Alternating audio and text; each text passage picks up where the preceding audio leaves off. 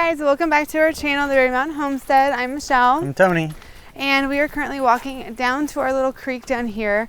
We're going to set a minnow trap because we're thinking about going catfishing tomorrow down at the river. It's supposed to be really, really hot. And we figured since it's gonna be so hot, we'll get some work done in the morning and then we'll head down to the river at the afternoon time. So we're setting it now. This is our little creek back here. It's pretty low right now. Dixie loves to lay in it. But Tony's gonna set the minnow trap in there and we'll see what we get. Probably some crayfish and hopefully some minnows. Dog food. That's not for you, Dixie. Not this time.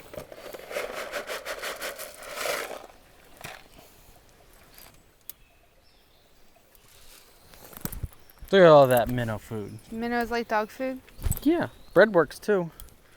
We're just gonna set it right down in here. That's where the snake lives. This is where a snake lives. Get out here, Snakey.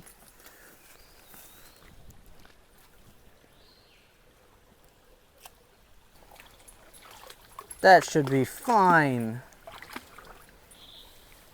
Today we are going to do a garden update and show you guys around. We're also going to show how we prune our tomatoes, and we're going to try out our new ATV's winch for the first time. Try to move some logs around up there. Yeah, the main reason why we wanted to take you guys around to the garden is because so much has changed since we went on vacation. If you caught our sit down and chat with the Berry Mountain Homestead video, we kind of talked about it a little bit there, but when we got back, everything was completely grown and different, and so we thought we would take you guys around and show you all the fun stuff that's going on in the garden. These are our Brussels sprouts in our grow bags. They got really big for the past 2 weeks.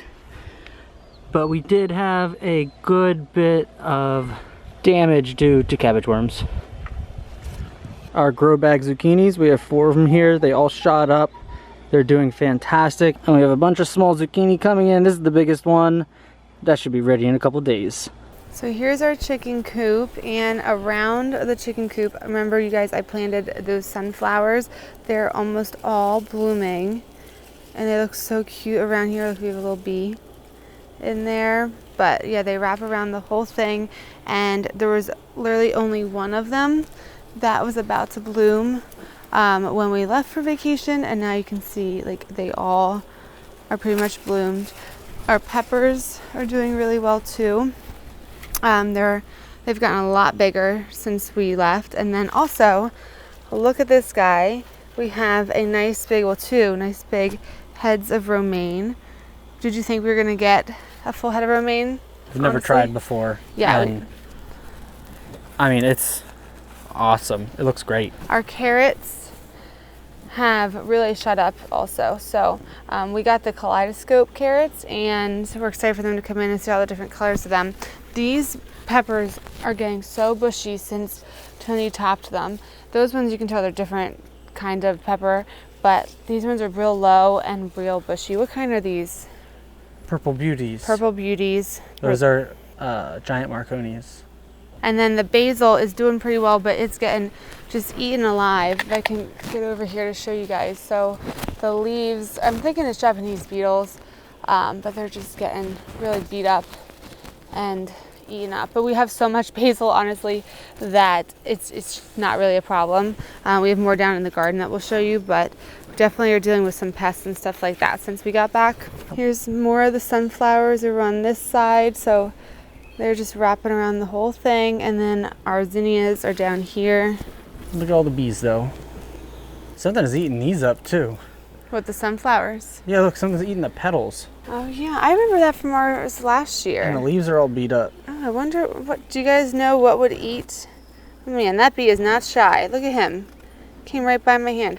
Do you guys know what would eat the little petals of the sunflowers? And then over here is my mom's sugar snap peas, which have just boomed since we left.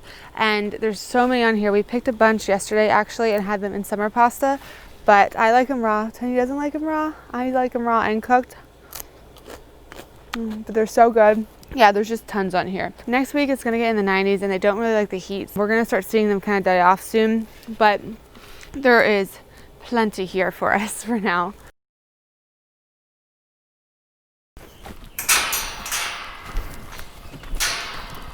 check out the corn. We're officially knee-high by the 4th of July. Our cattle panels are doing awesome. We're loving it. I love this little section of the garden right here. The cattle panel is going back, and then you see the zinnias that are at the very end of them. I think that's so pretty. All of our tomatoes have been doing really, really well, especially if you go up here to the Black Beauties. If you see that strong, nice stem, and this is like a dark purple almost with the Black Beauties, but they look probably the best, I'd say. And then that one, yeah, this one's probably the strongest of them all. But we pruned all of them up until here, so we don't want any leaves like a foot, I would say, up. And then we also started to prune some of the little armpits that you'll get, but we'll show that in a little bit later. We have like an example tomato that we can show that to you guys. And then past our zinnias, we have more of our Brussels sprouts. These also were getting pretty beaten up by some worms, but we've been trying to put lime on them. I don't see any right now, but they were getting pretty beat up by them. And then back here, we have our sweet potato vines that are now going, that's like the base of it, goes all the way out to here. And we have 3 of them. They're just kind of intertwined with the zinnias here. These sunflowers are our volunteer sunflowers that came up from last year. And there's a little birdie in there living. And then we have our bush bean row. These are the dragon's tongue. They just started flowering. They just have the prettiest pink little flowers on them, and they look like they're doing fantastic. Our favorite, the royalty purples, are just doing fantastic. You can see how much taller they are compared to the actual just normal green ones. Here we have our little sugar baby watermelons going all the way down to the ground out of the raised bed. Got tons of flowers all over them, and a couple little female flowers that just finished. Those little baby watermelons. And now we're on a hunt for our chickens because they wander so far. I found them! One's trying to mow the lawn. Where? The lawnmower? Oh my goodness. This is like their little playground, my dad's tractor barn. I swear, they come in here because they really like the soft ground, but they're all in here just jumping around on everything. Hanging out in the shade. Yeah. What they really usually love to do is go in. We have some manure piles from the horse down in here, and they love to dig up and scratch in the manure piles. Hey ladies, you want to say hello? Hi. Aren't you a curious one? Come here. Say hi, chickie. Nothing better than a chickie hug. Yeah. We're still getting like 5 to 6 eggs a day. We would love more chickens one day. I would love to get like a bunch, honestly, and all different kinds because they're just so fun. And ours, I don't know if everybody's chickens are like this, but I feel like ours are so curious. Their personalities are so interesting and fun. And they're like, they honestly make really good pets. Don't ya? Don't ya? All right, so we brought over 2 tomato plants. They're still in the cups. We have so many tomato plants left. It's insane. I hate to throw them away. I don't know. We're going to figure it out. So we brought over these 2, though, to show you guys how we prune them. This is us pruning them in the cups, but this is also something that we continue to do when they're actually in the ground. So I guess we'll start with this Black Beauty here. When we plant them, we try to plant them as deep as possible. Most of them we got to about here, deep, about a foot, and then only this little bit is left up here. So what we do is before we plant them, we go through and trim off all the bottom leaves.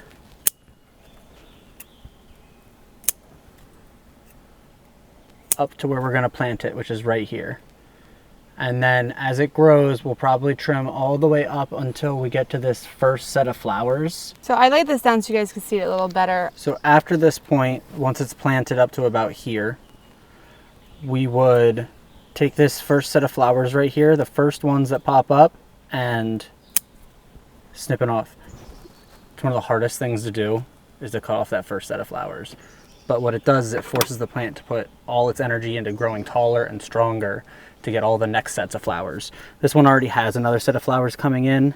It's real small right here, but it's starting, and this is gonna get so much stronger. We also, to try to keep the airflow good, this is the easier one to show it on.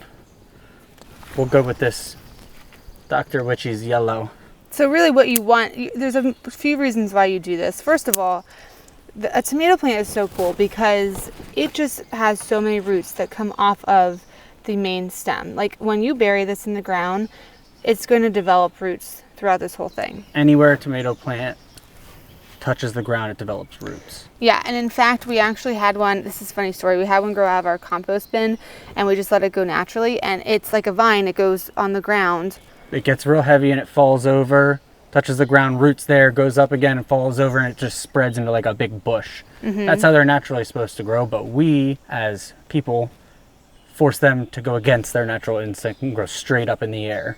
Which is why you need trellises, which is why you need all these things. And you get more fruit that way. You know, like the tomato, its real intentions are to spread, to produce seeds, to produce fruit that then produces more tomatoes. But we, as humans, of course, want to eat it. Yeah, we want to eat it. We want a lot of tomatoes. So we force it to go a different way. The actual tomato plant doesn't care if the fruit rots because it's sitting on the ground, because that just means that the seeds are going to drop there. We don't want that. We want the fruit to be up in the air, nice and dry and tight and compact, so that it's not rotted, because we're just going to eat it. And then the other big reason why we're doing this too is, do you see how these are starting to yellow? I mean, I don't know if that's exactly why they're starting to yellow, but when tomato plant leaves are touching, when there's a lot of moisture and rain, that's when you get blight, and it's basically a disease that's just going to go through your tomato plant. You don't want it. And so by having airflow, by trying not to, get the leaves all wet, that's going to really avoid that. One of the best ways to get the most amount of airflow in is to cut off these little suckers that grow in this armpit here. So each one of these suckers, this is the actual set of leaves that is coming off. This right here is a little sucker. This will turn into another main stalk and will produce flowers itself, just like this main stalk.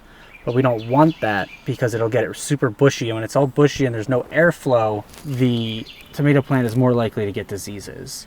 And we want these to last as long as they can into the fall. So what we do is you just take all these little suckers and just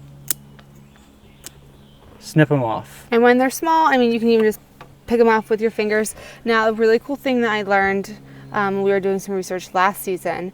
If you are low on tomato plants, we clearly are not, but no. If you are, you can actually set these in some water, root them, and then you have another tomato plant propagated off of your original one. So there you go, guys. That is how you prune, or how we, I should say, prune our tomato plants. Some people do that probably more, some people do it less, but that's just what works for us, what we're trying to do more of this year. All right, so we just got up to our land, and I think our goal today, honestly, is just to figure out the winch in itself. Here's the winch, and that's how the plow attaches to. So we're just gonna go for it, see what happens.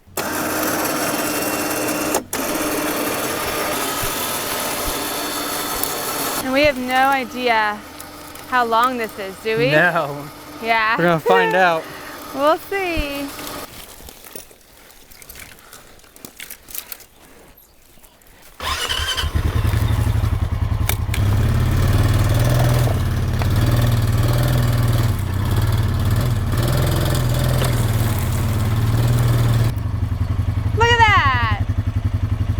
Alright guys, so I hope you enjoyed this video, spending a little bit of this day with us. If you're not already subscribed, be sure to do that before you go. And we'll see you in the next one.